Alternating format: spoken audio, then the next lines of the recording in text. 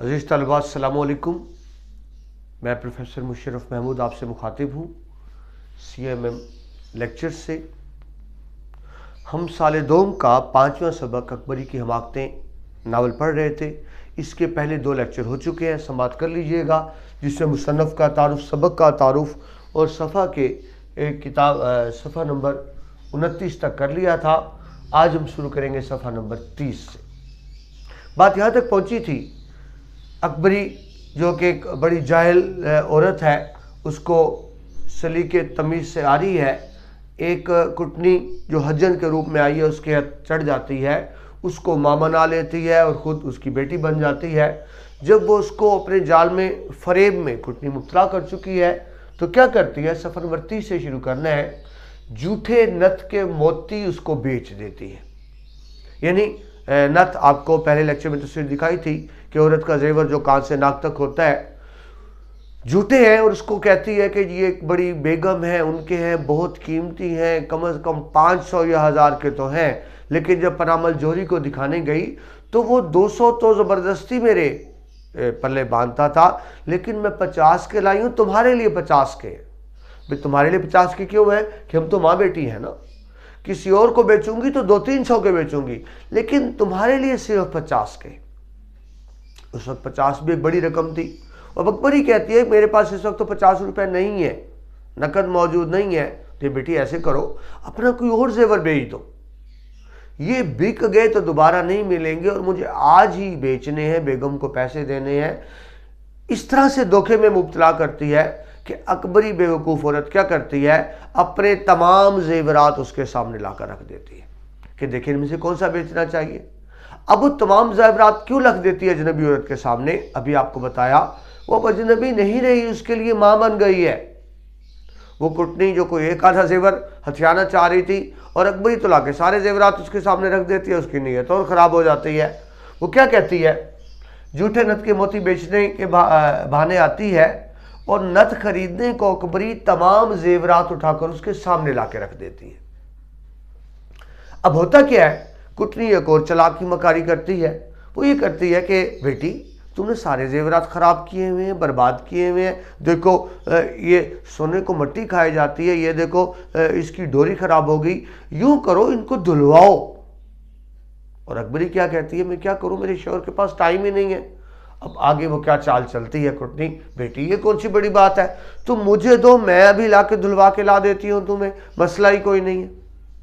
और इस तरह कुटनी धुलाई के बहाने तमाम जेवरात उससे हासिल कर लेती है, छीन लेती है अकबरी से। छीन तो खैर क्या, उससे हासिल कर लेती है कि मैं जाके धुलवा के ले आती हूँ। ये बात ख़त्म होती है यहाँ पर। और फिर आगे क्या करती है, कुटनी जुल्फन को कहती है, जुल्फन को हुमरा लेकर बाजार रवाना हो जाती है। एक और चालाकी, क्योंकि अकबरी को शक ना पड़ जाए कि ये भाग, कहती है पैसे करो, अपनी नौकरानी को मेरे साथ भेज दो, ये ज्वेलर्स की दुकान पे बैठी रहेगी और मैं जाकर ढोरे डलवा लाऊंगी। मकसद क्या है, अकबरी को शक ना पड़े।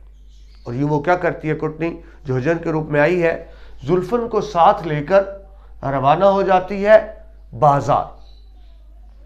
लेकिन रास्ते में क्या करती है, जुल्फन को बहाने से घर वापस भेज देती है। बहाना क्या बनाती है, हो नाक की कील, नाक का जेवर, वो तो घर रह गई, जाके भाग कर ले आओ। असल मकसद था उसको भगाना।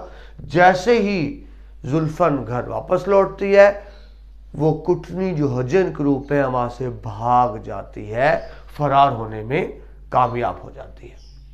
जुल्फन जब अकबरी को आके कहती है कि भी वो नाक की कील, अकबरी को शक पड़ता है, ये क्या नाक की कील, उसे शक पड़ जाता है कि धोखा तो नहीं, तो उसको कहती भाग के जाइयो, कहीं वो भाग ना जाए। लेकिन देर हो चुकी है, देर हो चुकी है। वो तमाम जेवरात अकबरी का लेकर भाग गई है।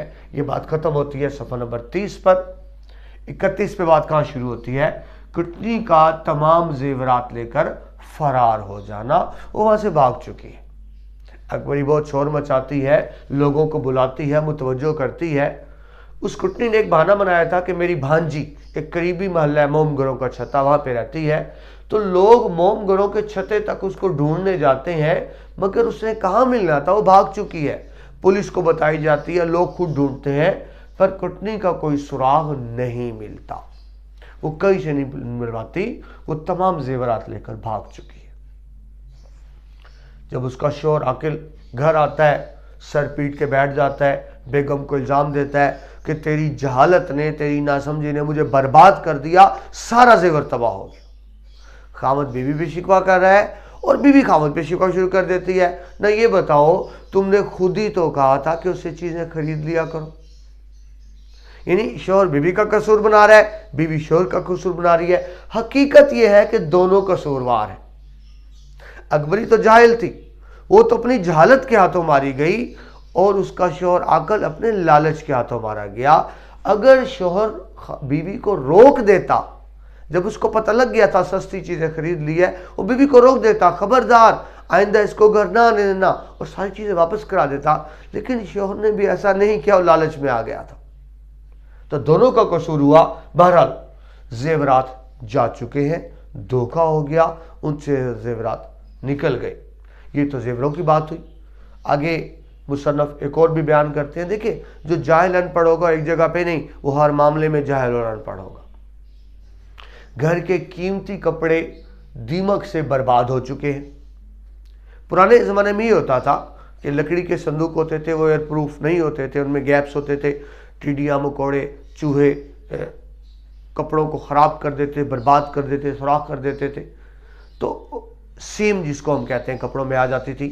तो पुराने ज़माने में औरतें ये करती थी कि कुछ दिनों बाद कपड़ों को निकाल के धूप लगवा लिया करते थे, ताकि वो सेम से और दीमक वगैरह से बचे रहे। जब ठंड होगी, ज़हन में रखें, वहाँ दीमक का ज़्यादा अमकान होता है। मगर अकबरी को इतनी अकल कहाँ थी, देखा ही नहीं, कपड़ों को पड़े रह गए।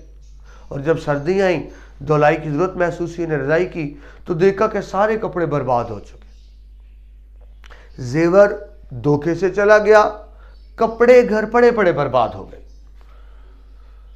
बर्तनों का जिक्र भी है, जो इसमें ऐड कर लीजिएगा। एक दफ़ा अकबरी किसी हमसाई को मिलने गई, घर को ताला लगाया, बर्तन चोरी हो गए। तो बर्तन चोरी करा लिए, कपड़े घर पड़े पड़े बर्बाद हो गए, और जेवर उसने अपने हाथ से दे दिया धोखे से, यानी सारा घर उसने बर्बाद कर लिया। ये ऐसा क्यों हुआ? उसकी नाकली से, नासमझी से, तालीम याफ्ता ना होने से।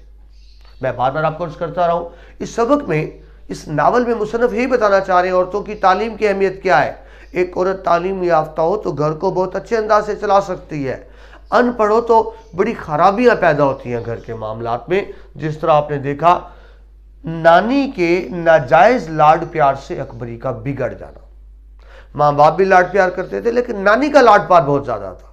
अकबरी की हर बात माननी है, जायज़ बात भी माननी है, नाजायज़ बात भी माननी है, मानने वाली बात भी माननी है, ना मानने वाली बात भी माननी है। जिससे क्या हुआ, बहुत ज़्यादा बिगाड़ हो गया।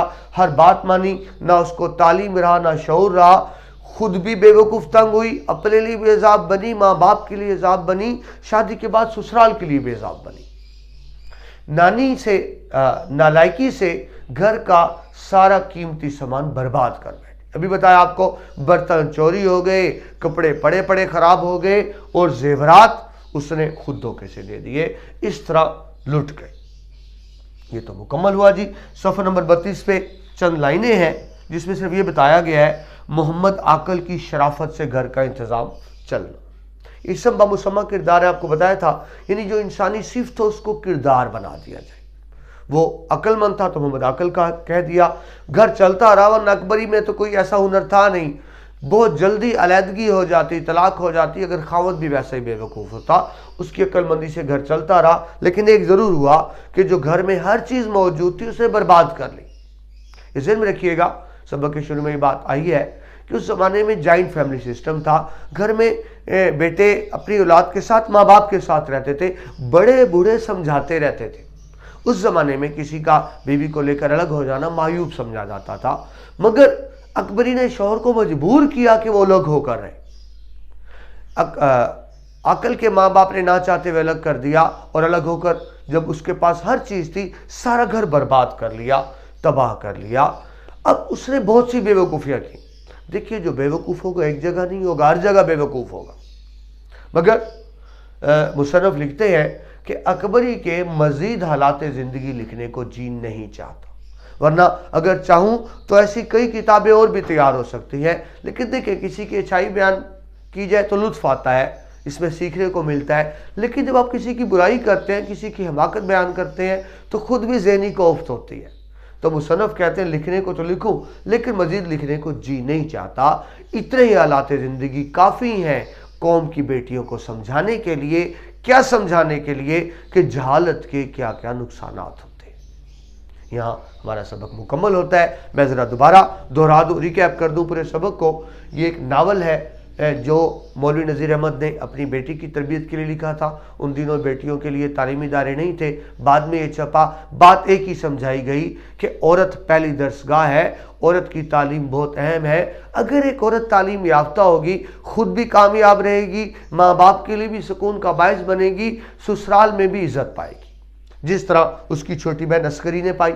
لیکن جو ان پڑھ رہ جائے گی، غیر تہذیب یافتہ رہ جائے گی، جاہل رہ جائے گی، اکڑ رہے گی، اپنے لیے بھی مصیبت عذاب بنی رہے گی، ماں باپ کے لیے عذاب بنے گی، اور شادی کے بعد سسرال کے لیے بھی عذاب بنے گی۔ تو اس طرح یہ ایک قوم کی اصلاح کے لیے ناول ہے جس میں عورتوں کی تعلیم پر زور دیا گیا۔ امید ہے آپ کو لیکچر پسند آیا ہوگا اور اصل بات سمجھ بھی آئی ہوگی۔ اگر آپ کو سمجھ آ رہی ہے، ہمارے ساتھ کنیکٹ رہیے، لیکچرز دیکھتے رہیے۔ اگر چینل کو اب تک سبسکرائب نہیں کیا، سبسکرائب کریں، لائک کریں، شیئر کریں تاکہ علم کی روشنی اور نور آگے سے آگے بڑھتا رہے۔ مجھے اجازت دیجیے، اگلے لیکچر میں پھر ملاقات ہوگی۔ اللہ حافظ۔